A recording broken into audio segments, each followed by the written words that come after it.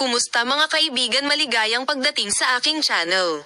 Narito kami kasama ang isang bagong tatak na video ng Ozgay at Burek Burkay.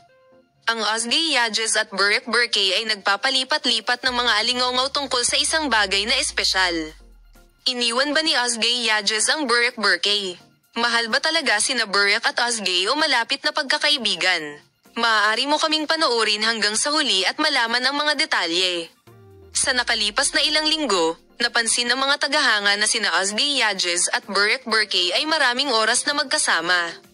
Kapag ang dalawang manlalaro ay unang nagkaroon ng isang espesyal na hapunan, mukhang komportable sila sa bawat isa.